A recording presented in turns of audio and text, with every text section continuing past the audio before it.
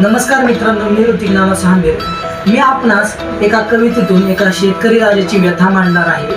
माझा शेतकरी राजा राब राब राबतो, माझा शेतकरी राजा राब राब राबतो. सैनिक सीमेवर लढून मरतो, सैनिक सीमेवर लढून मरतो. नेता देशावर मज्जा मारतो, नेता देशावर मज्जा मारतो. आणि त्याचा मुलगा विदेशात जाऊन आईश करतो, आणि त्याचा मुलगा विदेशात जाऊन आईश करतो. हे आपल्या देशाचं एक वास्तव आहे, हे आपल्या देशाचं एक वास्तव आहे.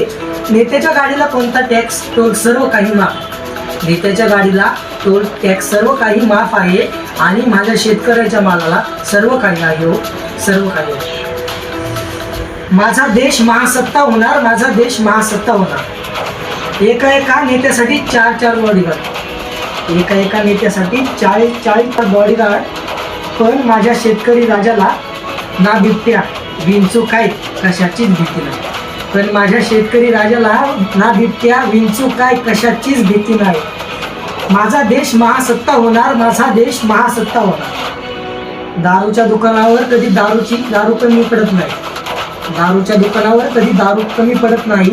आणि माझ्या शेतकरी राजाला औषधोपचार मिळणाऱ्या दवाखान्यात कधी औषधं मिळत नाही. माझ्या शेतकरी राजाला औषधोपचार मिळणाऱ्या दवाखान्यात कधी औषधं मिळत नाही. देश महासत्ता होणार, देश महासत्ता होणार. काही नाही हो, शेतकऱ्याला लुटण्याचा पद्धतशीर प्लॅन चालू आहे.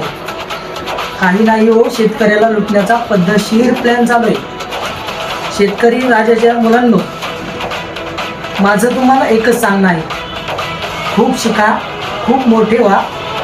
माझा देश महासत्ता होणार, माझा देश महासत्ता होणार. धन्यवाद.